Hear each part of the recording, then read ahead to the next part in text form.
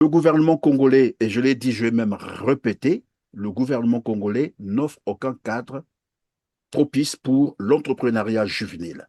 Le gouvernement congolais n'offre aucun cadre pour l'auto-entrepreneuriat. D'accord, ça aussi on le sait. Et même pour les jeunes qui se débrouillent, nous l'avons dit tout à l'heure, ils sont l'objet de harcèlement, de raquettes. Voilà, c'est l'administration qui passe tous les jours pour demander tel document, alors que ce qu'elle devait faire, cette administration, c'est d'accompagner ces jeunes qui ont eu au moins le courage de démarrer une activité. C'est là le problème. Or, tout ça n'existe pas. On fait donc l'inverse. Vous voulez démarrer une activité, voilà, l'administration vient vous empêcher d'évoluer. Ça, on a dit. Bon, maintenant, face à ce contexte-là, à cette réalité, c'est là ma question à vous, les jeunes. Que devrez-vous faire maintenant? Mais monsieur Perral, vous avez déjà la réponse. C'est Vous laquelle? avez la réponse. On ne peut rien faire, monsieur Perral. On n'a pas de perspective. Non, non, non, ça, On c'est n'a une pas de démission perspective. de la jeunesse. Comment vous ne pouvez rien faire? Comment ça? Une Mais jeunesse qui démissionne comme ça? l'État suprême, lui, le papa, démissionne et bloque les conditions. Qu'est-ce qu'on va faire? Mais qu'est-ce que vous allez faire? Tout Parce à que l'heure, c'était à la jeunesse. vous parlez de la destruction des motos, monsieur Perral. Tout à l'heure, vous Oui, parliez on en de la destruction parlera des motos. encore tout à l'heure. Qu'est-ce qu'on va On va faire? y On ne revenir peut tout pas à mener l'heure. une guerre contre l'État. On ne saurait mener une guerre contre l'État, monsieur Perral. On ne saurait mener une guerre contre l'État. Non, on nous dit que le pouvoir, Oui. le, Donc la c'est le. jeunesse, Non, mais moi je sais une oui, chose. allez. Le pouvoir est au peuple. C'est le peuple qui détient le pouvoir.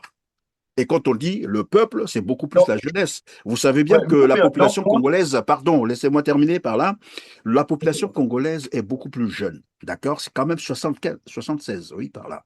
76% de sa population est jeune. Et on compte, je crois, quelque chose de 2 592 000 jeunes de 19 à 35 ans. Ça veut dire que c'est un pouvoir, d'accord? Et c'est un pouvoir qui peut basculer les choses, qui peut faire changer les choses. Et vous vous dites, ben, vous ne pouvez rien faire parce que l'État a dit, bon, il n'y a pas d'emploi, nous on fait quoi? On peut pas, voilà, je ne vous incite pas à prendre la rue, comme qui dirait, ou de braver l'État, je ne sais par quel moyen, mais non, vous avez la possibilité de parler, d'organiser les autres jeunes, et pour parler au gouvernement congolais et leur dire non, vous nous avez dit au début que vous nous garantissez les emplois. Vous êtes un parti de gauche, c'est ça, non? Qu'est-ce qui peut effectivement, expliquer, effectivement, c'est ça. qu'est-ce qui explique aujourd'hui que vous, 42 ans de pouvoir, et vous venez nous dire qu'il n'y a plus d'emploi? C'est à vous de le leur dire. Une jeunesse qui s'assume, c'est ça, non? Effectivement, monsieur Perrin. Je peux reprendre la question? Oui, allez-y, je vous en prie. La question? Monsieur Perrin, vous dites parler au gouvernement. Parler au gouvernement qui ne veut pas se contredire. Il n'y a pas la liberté. La liberté s'arrache. La liberté s'arrache. Mais dans quel pays? Dans un pays où le soldat qui est payé grâce à l'argent du peuple, grâce à la sueur du peuple, te tire dessus. Dans ce type de pays? Monsieur Perrin, qu'on soit Oui, mais si clair. vous êtes nombreux, ils ne vont pas tirer sur tout le monde, à ce que je sache. Ouais, ouais. Vous êtes, vous savez, Non, c'est une ce qui s'est logique, passé. hein, ce sont des éléments, c'est l'histoire qui nous apprend ça. Plus vous êtes nombreux, ils ne vont pas tirer sur tout le monde.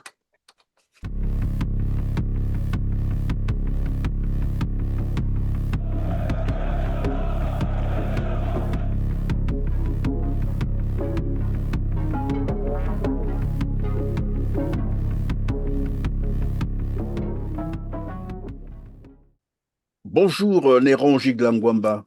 Bonjour, monsieur Christian Perrin. Merci d'accepter d'échanger avec nous sur R7. Vous êtes juriste et homme politique, membre du groupe de parole mission Conquête de l'unité nationale pour la reconstruction du Congo. Nous allons aborder un sujet essentiellement lié à la jeunesse, en particulier l'emploi, en lien bien entendu avec le discours de campagne de Denis Sassou Nguesso qui déclarait, j'espère que vous l'avez suivi, qu'il n'y a plus assez d'emplois dans la fonction publique et que les jeunes devaient se prendre en charge, l'État congolais les soutiendrait dans cette démarche que je vous propose de suivre en extrait et on revient sur le plateau. La fonction publique kuna place eza lisusu mingi te donc Il faut, ma jeune, se prendre en charge. Gouvernement, Kopé Sabango Maboko. Voilà, Néron Giglangwamba, nous allons également aborder le climat de terreur qui s'aggrave au Congo-Brazzaville, caractérisé évidemment par une répression mortelle menée par la DGSP qui se traduit, vous le savez également, par les arrestations arbitraires des jeunes, des disparitions forcées et la destruction des moyens de transport, notamment les motos-taxis. Voilà pour l'essentiel de ce qui va caractériser notre échange aujourd'hui, pour quelques minutes bien entendu. Bienvenue à ceux qui nous ont rejoints sur R7, mesdames, messieurs, bonjour et merci de suivre Droit de savoir. Néron Giglangwamba, vous avez écouté le discours de Denis Sassou Nguesso pendant, bien sûr, la campagne, lorsqu'il s'adressait à la jeunesse et déclarait qu'il n'y avait plus suffisamment de postes d'emploi dans la fonction publique pour la jeunesse, les incitant, bien entendu, à prendre leur destin en main. Ma première question et donc de savoir comment avez-vous perçu ce discours, voilà, ce qu'on appellerait comme une déclaration qui a fait en fait réagir la jeunesse. Vous, comment vous l'avez perçu? Monsieur Perret, merci de me recevoir sur R7. Monsieur Perret, c'est un message politique non cohérent. Il faut le dire ainsi, Monsieur Perret. Euh, c'est un message politique qui a été prononcé à l'occasion des élections présidentielles. Mais c'est un cadeau politique, c'est une arme politique pour un opposant. Je sais qu'on n'est pas en France où il y a le débat d'entre deux tours. Le président de la République, il est candidat à l'élection présidentielle. Il s'adresse aux jeunes, il dit aux jeunes que la fonction publique est saturée, il n'y a plus d'emploi, les jeunes doivent se prendre en charge. Ce message que prend le président de la République est un message qui ferme le marché électoral. Posez la question à monsieur Moini Volo, qui est spécialiste de la politique internationale. Il vous dira qu'en sciences politiques, l'élection présidentielle était un marché électoral. Puisque nous, le peuple, nous, la jeunesse, nous sommes les acheteurs. Nous votons un candidat sur la base d'un projet de société. Et c'est ce projet-là qui est le produit, qui est en quelque sorte la vente qui est mise sur le marché. Quand le président de la République dit qu'il n'y a plus d'emploi dans la fonction publique, il ferme le marché. C'est-à-dire qu'il enlève son produit du marché. Et lesquels iront voter le président de la République? C'est là le Mais, problème. Vous pardon, constatez qu'il y a Néron eu un Giglangwamba, taux. pardon. Ouais, Pardon. ouais, Alors, ouais. vous avez dit que c'est un marché, c'est-à-dire tout à fait, c'est un contrat social. C'est un business. Donc, lui vous a fait la proposition, il a dit, il n'y a Ouais, plus ouais. assez de postes de travail, postes d'emploi dans la fonction publique, ce qui est normal, hein. Après, il faut qu'on se dise quand même la vérité. Effectivement. Partout dans le monde, la fonction publique n'a jamais garanti l'effectivité des emplois. Cependant, l'État ou le gouvernement peut proposer certaines stratégies de création d'emplois, quitte à évidemment proposer aux jeunes l'auto-emploi, pourquoi pas, l'entrepreneuriat juvénile. Et donc, c'était pour dire que partout dans le monde, la fonction publique n'a jamais garanti l'effectivité de l'emploi. Ça, tout le monde le sait. Mais le dire aussi comme ça, après, il faut qu'on cherche à comprendre quel est le message qu'il a voulu faire passer. Mais dans tous les cas, il a dit aux jeunes, débrouillez-vous, prenez-vous en charge et l'État va vous accompagner. D'accord. Et lorsqu'il a dit ça, bon, curieusement, ces mêmes jeunes que vous êtes allés voter, entre guillemets, pour lui. C'est ce que j'ai cru comprendre. Puisque finalement, il a été, bon, moi je préfère utiliser le terme nommé, voilà, avec Ouais. Le vote il est 94% utilitaire. environ. Hein. Vous voyez que c'est quand même beaucoup, non? Le Donc, vote vous, est les utilitaire. jeunes, au-delà de ce message, À vous êtes partir du allés. moment où je me suis rendu compte qu'il n'y a pas d'intérêt sur le marché, il n'y a pas de produit, mais j'ai fait preuve de boycott. Qu'est-ce qui explique que finalement, qu'il ait fait ce score de 94,87, je crois, 82%, c'est énorme. Ça veut dire que la jeunesse est pour lui, c'est ça? Je suis pour autant tétanisé. Clément Mwamba à l'Assemblée nationale disait un gouvernement qui n'a pas répondu à la question de l'emploi ne peut pas gagner une élection. Clément Mwamba qui disait à l'Assemblée nationale un gouvernement qui n'a pas répondu à la question de l'emploi ne peut pas gagner l'élection présidentielle. Je suis extrêmement surpris de faire connaissance de ce score. Alors, donc, vous êtes en train de dire que vous n'êtes pas convaincu de ces statistiques, c'est-à-dire de ces résultats, où il aurait été crédité par un score de 94,82%, avec un taux de participation, on l'a dit, de 84%, c'est bien cela? Monsieur Perret, moi, je garde ma position, hein. Je garde ma position. Je sais que ben, il y a eu, euh, Ok, bah d'accord, on il y a va eu donc un revenir sur, important. Voilà. revenons sur notre sujet. Il s'agit de parler de l'emploi des jeunes. Denis Sassou Nguesso a dit, vous l'avez rappelé, il n'y a plus assez de postes d'emploi dans la fonction publique. Vous devrez vous débrouiller, c'est-à-dire vous prendre en charge, et l'État va vous aider. Et donc, la question de tout à l'heure, c'était de savoir comment vous avez perçu cette déclaration. Vous me disiez que vous étiez un peu déçu de cette déclaration. C'était une façon de fermer la porte à la jeunesse. Mais dites-moi, lorsqu'on dit aux jeunes de se prendre en charge, par exemple, je voudrais comprendre avec vous si cela est possible au Congo. Monsieur Perret, je vous pose la question de savoir quelle est l'idéologie politique du PCT, du Parti communiste du travail. Bon, moi, je suis journaliste, je ne réponds pas aux questions, je pose des questions. D'accord. Alors, Le parti congolais du travail est passé du marxisme, lénisme à la social-démocratie. Qu'est-ce que c'est un parti de la social-démocratie? Un parti de la social-démocratie, c'est un parti de gauche. Un parti de la social-démocratie, c'est un parti qui prône, qui a pour sous-bassement l'État-providence. L'État-providence, c'est quoi l'État-providence? L'État-providence, c'est l'État-employeur. C'est un parti qui fait tout pour le peuple. Et qu'en est-il de l'idéologie, non, de la devise du PCT? C'est tout pour le peuple. On n'a pas besoin de faire focus à l'entrepreneuriat, à l'auto-entrepreneuriat, ça ne sert à rien, puisque l'idéologie politique du PCT garantit l'État-providence. C'est l'État qui prend en charge des populations. L'État, il y a l'intervention de l'État au profit de la vie économique et sociale des populations. Donc, oui, je mais, mais pense mais que maintenant, le maintenant que le discours même PCT, l'appelle. pardon, le même Non, hein, PCT qui normalement travaillerait, il faut le dire comme ça, le même PCT qui travaillerait pour le peuple vient de vous dire que plus jamais, et ça n'existera plus. Je crois avoir déjà entendu ce discours, hein, je ne sais pas si c'est lui-même, ouais, Denis Sassou Nguesso, ou sinon son Premier ministre qui disait l'État-providence était mort. Non? effectivement, ben, cette affirmation avait été.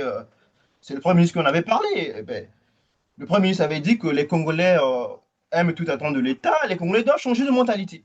C'est pas pour la première fois que ce discours se tient, mais c'est un discours qui viole, c'est ce que je dis, qui viole l'idéologie politique du PCT. Le PCT a trahi son idéologie politique, puisqu'ils ont opté pour l'État-providence. Il faut garantir cet État-providence. On ne le voit pas. Le PCT tourne vers l'État gendarme, qui est l'armée, puisque le PCT, on en parle beaucoup, la DGSP, elle est bien gérée par le pouvoir en place, hein, il faut qu'on le dise. La justice, la police. Mais sinon, le volet économique, social,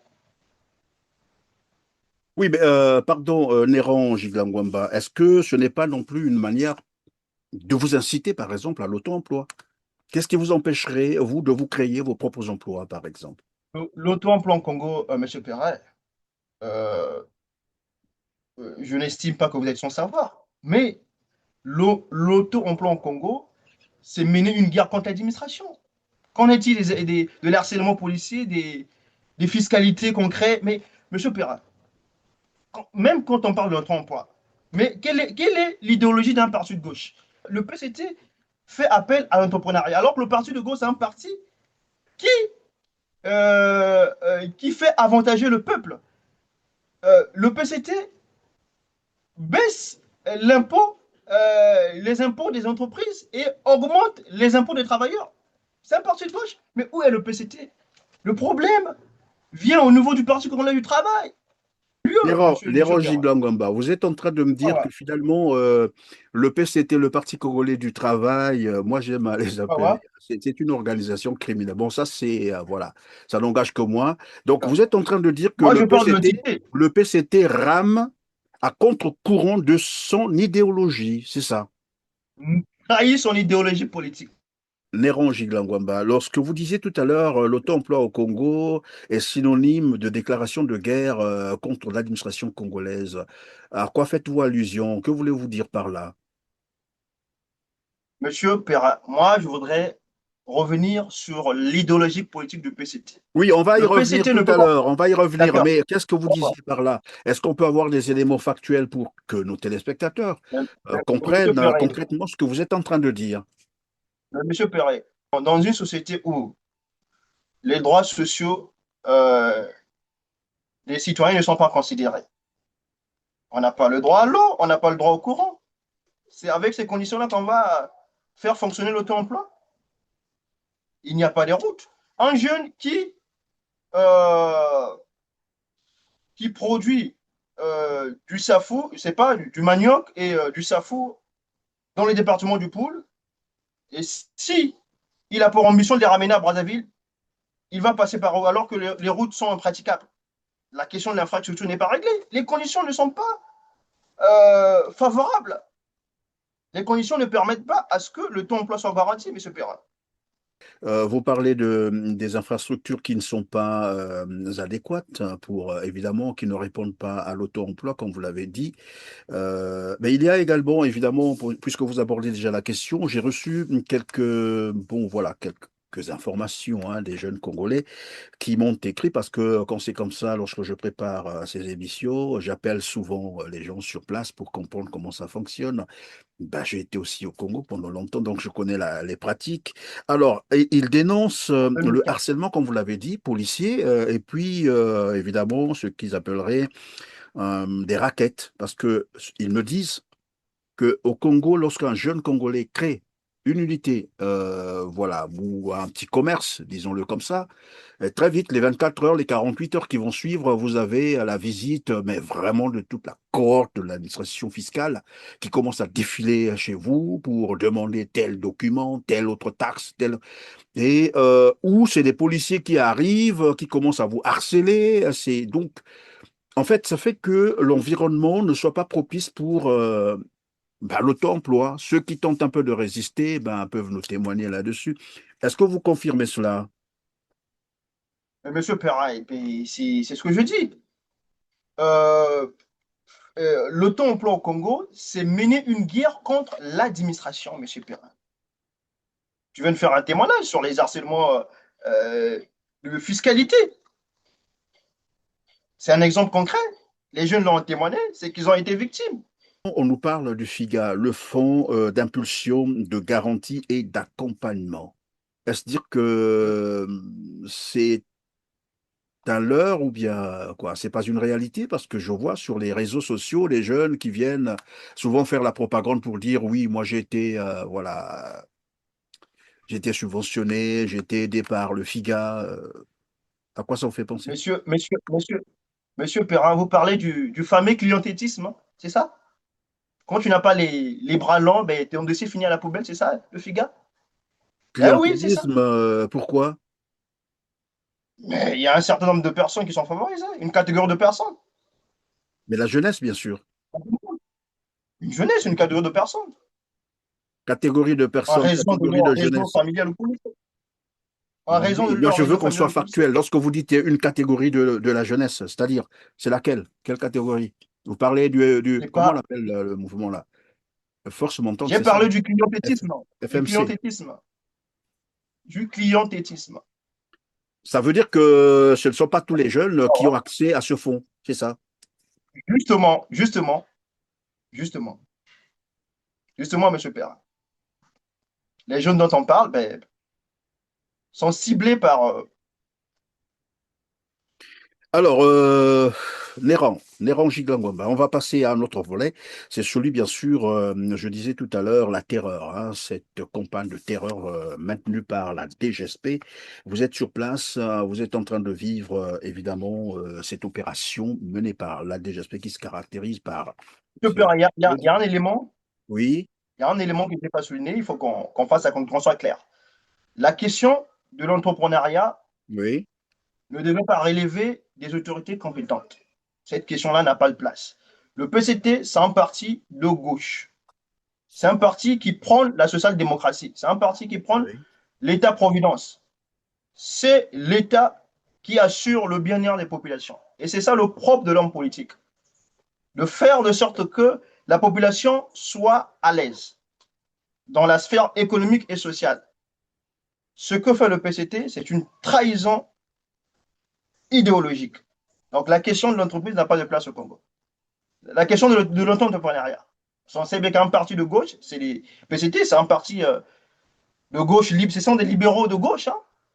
Membre, je l'avais bien dit d'emblée que le PCT était un membre de l'international socialiste. Et c'est un parti qui lutte contre l'extrême pauvreté. Mais qui sont Oui, les un jeunes parti qui lutte les plus proches de la société. Une contre couche l'extrême pauvreté, qui vous avez subit dit la tout à l'heure. paupérisation généralisée. Oui, bon, La paupérisation évidemment, généralisée, monsieur Prat. Il faut qu'on malheureusement, soit clair. malheureusement, c'est cela la Moi, réalité pour la sur question de place. l'emploi, la prise en charge. Mais regarde, monsieur Perrin, l'État-providence, c'est tout pour le peuple.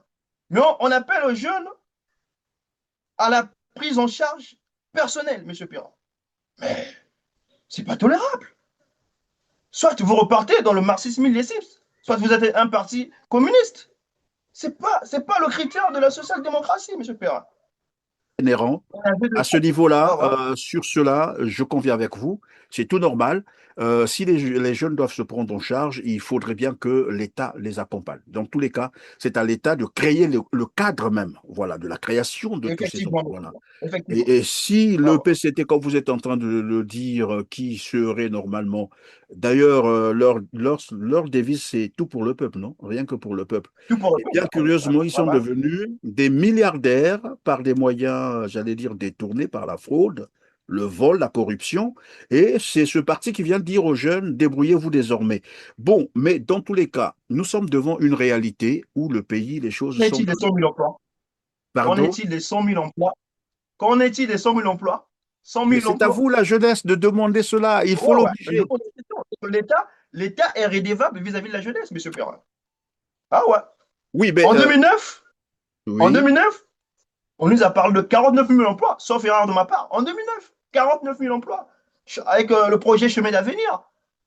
2016, la marche vers le 2024, toujours dans le cadre de la marche vers le développement, c'était 100 100 000 000 emplois. emplois. Et les jeunes, imaginez, monsieur Perrin, il y a des jeunes qui ne connaissent même pas les locaux de l'ENMO. Il n'y a pas d'informations sur le marché du travail. Monsieur Perrin, il faut qu'on soit clair. C'est lamentable. Oui, non, moi je suis d'accord Il n'y a avec pas vous. d'informations sur le marché du travail. Je vous l'ai dit Voilà. tout à l'heure, hein, sur certains aspects, je suis d'accord avec vous, c'est tout normal. Et on a dit tout à l'heure, évidemment, les jeunes peuvent se prendre en charge, et ça, ils savent le faire, la preuve. Nous avons vu, et nous allons en parler tout à l'heure, les jeunes Congolais se débrouillent pas mal.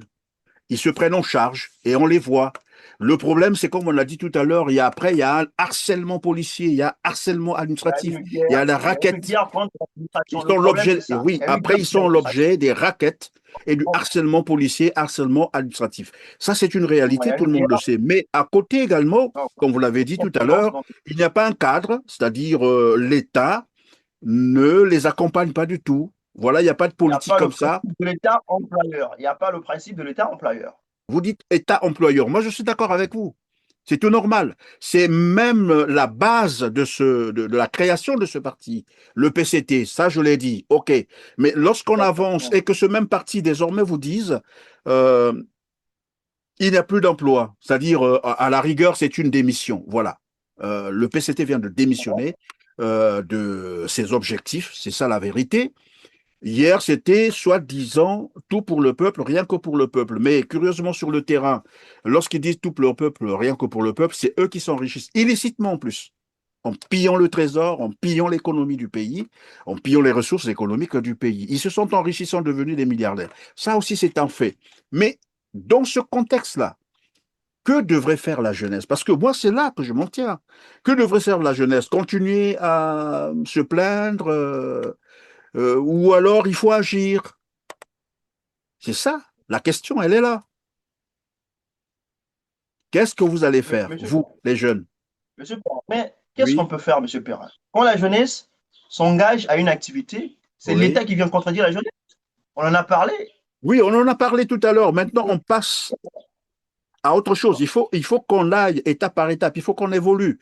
Nous avons dénoncé, nous avons démontré que le Congo, le gouvernement congolais n'offre aucun cadre propice pour l'entrepreneuriat juvénile.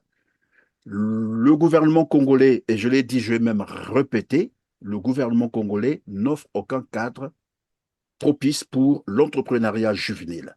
Le gouvernement congolais n'offre aucun cadre pour l'auto-entrepreneuriat. D'accord, ça aussi on le sait.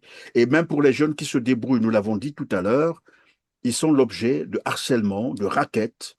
Voilà, c'est l'administration qui passe tous les jours pour demander tel document, alors que ce qu'elle devait faire, cette administration, c'est d'accompagner ces jeunes qui ont eu au moins le courage de démarrer une activité. C'est là le problème. Or, tout ça n'existe pas. On fait donc l'inverse. Vous voulez démarrer une activité, voilà, l'administration vient vous empêcher d'évoluer. Ça, on a dit. Bon, maintenant, face à ce contexte-là, à cette réalité, c'est là ma question à vous, les jeunes.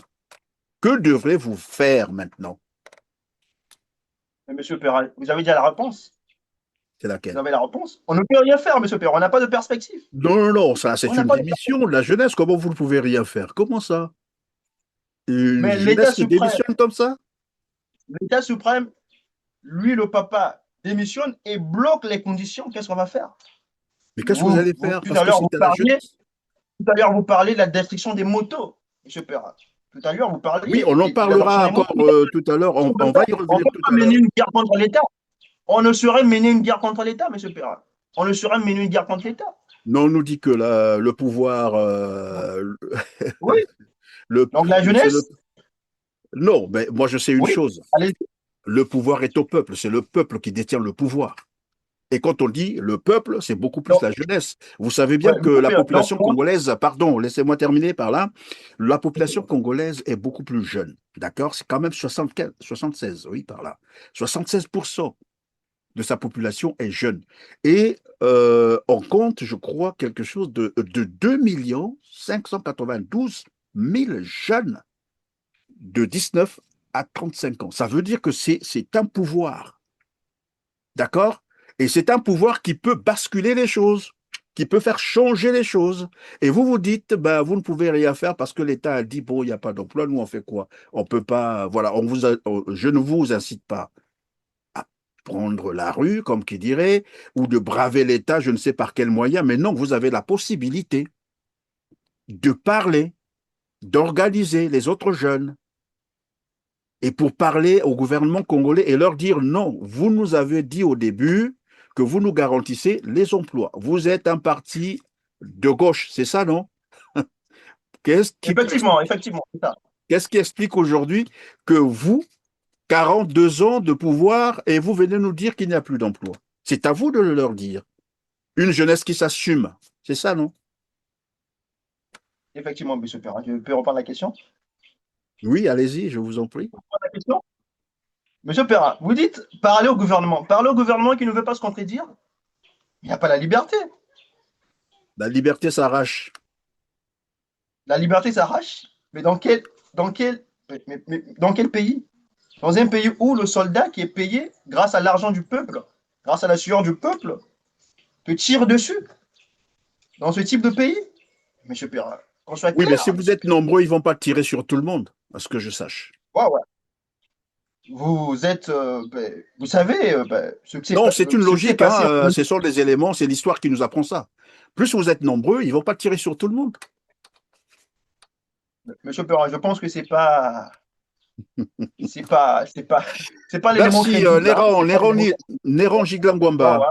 Néron Giglangwamba. On va avancer avec cette fois-ci le second volet qui porte évidemment, je le disais tout à l'heure, sur les violations graves, voilà, des droits et libertés fondamentaux. Le rapport 2026 de l'OCDH, l'Observatoire congolais des droits de l'homme, met en lumière des violations graves, je dis bien graves et alarmantes, des droits et libertés fondamentaux au Congo-Brazzaville, notamment des crimes contre l'humanité, avec bien sûr cette opération menée par la DGSP qui a déjà fait, et je ne sais pas si vous avez lu ce rapport, c'est déjà plus de 400 jeunes exécutés sans procès, malheureusement, dans une opération dénuée, bien sûr, du cadre légal.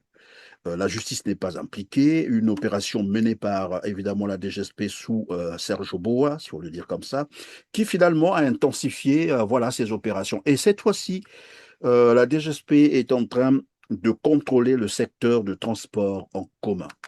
Nous avons vu des images où des motos, taxis sont détruits, d'accord? Et on se pose donc la question de savoir, puisque tout à l'heure on parlait de l'auto-emploi des jeunes qui peuvent se prendre en charge.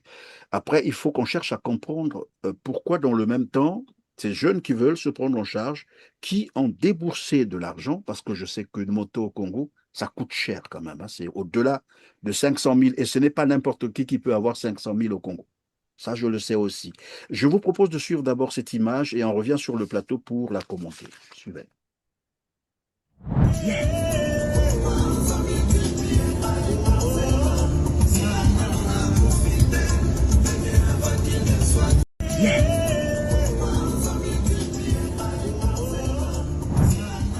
Voilà, Néron Gidlangwamba, vous avez suivi cette image. Quel commentaire vous inspire ces pratiques où on casse désormais les motos, on détruit carrément les motos des jeunes qui se débrouillent? Le pouvoir de Brazzaville se sent intouchable. Le pouvoir de Brazzaville a perdu le soutien populaire. Et quand on a perdu le soutien populaire, je l'ai dit, on regarde les mécanismes opportuns, d'où les discriminations d'État, la division ethnique, les violences à répétition, les compétences chroniques gouvernementales. La démocratie, c'est-à-dire que c'est la base, c'est la fondation d'une nation. Il y a ces trois choses-là. Il y a la démocratie, il y a l'unité nationale et il y a la restauration du citoyen dans sa dignité. Dès lors que le pouvoir a perdu la base, la matière de base, il devient incontrôlable. D'où la question du manque de respect au droit à la vie. Mais, M. Perrin, le droit à la vie qui est bafoué, mais le Congo-Brazzaville, la mort au Congo-Brazzaville n'était pas une tradition. Même quand l'ancienne constitution, la constitution qui a été balayée en 2002, prévoyait la peine de mort, il y avait un moratoire. Congo-Brazzaville, il y avait un moratoire. Il n'y avait pas des exécutions sommaires. Il y avait la suspension des exécutions sommaires. Et ça relève de 1982. Et la mort n'était pas une tradition au Congo. Je reviens à votre question. Casser des motos, démolir des maisons, provient de cette question-là. C'est qu'il y a une partie, c'est-à-dire qu'il y a une configuration importante qui a été balayée. Et dès lors, le pouvoir marche sans contrôle, n'est pas contrôlé. Un pouvoir qui ne veut pas se contredire, un pouvoir qui ne tolère pas l'opposition. Eh bien, que voulez-vous, M. Perrin? Tout ça provient du refus de la démocratie. Aujourd'hui, les ONG se sont levées. Plusieurs commissions sont levées pour dire non à cette opération. Mais le pouvoir s'est entêté. Il dit qu'il faut faire ça. C'est les droits de l'homme qui sont bafoués, mais ça revient de la démocratie. Ah, M. Perrin. J'imagine que je suis clair, hein? Bon, oui, clair pour certains, Ah ouais. peut-être pas pour tout le monde, mais moi je vous pose la question, le commentaire que vous feriez de ce qu'on est en train de casser les motos, dans le même temps on demande aux jeunes de se prendre en charge, et ceux qui se prennent en charge, comme par exemple ces motards, bah, se retrouvent devant un mur où on est en train de casser leur moto. Voilà pourquoi je vous posais la question de savoir quel commentaire cela vous inspirait, ce paradoxe. Bon, voilà, vous avez votre manière à vous de J'ai dit répondre. qu'on était une Vous avez... organisation Oui. fondée sur la terreur. J'ai dit qu'on était une organisation fondée sur la terreur. Mhm. Le Congo est une organisation fondée sur la terreur. J'ai dit ça. Une Ah, société où voilà. les citoyens sont assujettis. Voilà pourquoi j'ai pris l'exemple de la démocratie. Je suis clair là-dessus, M. Perrin. Bon, encore que La le démolition Congo de la moto soit relève. une démocratie, parler de démocratie au Congo, mon Dieu, mais bon, voilà, mais c'est On toujours, bâtit une nation c'est nécessaire, c'était par nécessaire, l'entremise de la évidemment, un démocratie. développement nécessaire, oui. Pardon, vous Ouais, disiez? ah ouais, c'est ça. Un pays ne peut pas se développer sans liberté, sans la démocratie, M. Perrin. C'est parce qu'on a Voilà, fauté alors, d'une part. bon, ben, j'espère que nous avons abordé les deux volets qui, voilà, étaient retenus pour cette émission. Bon, je vous poserai peut-être la question de savoir Comment pressentez-vous, je préfère le dire comme ça, les 5 ans à venir sous Denis Sassou Nguesso? Je Perrin, les 5 ans à venir, on se pose la question de savoir est-ce que les droits sociaux des citoyens seront considérés?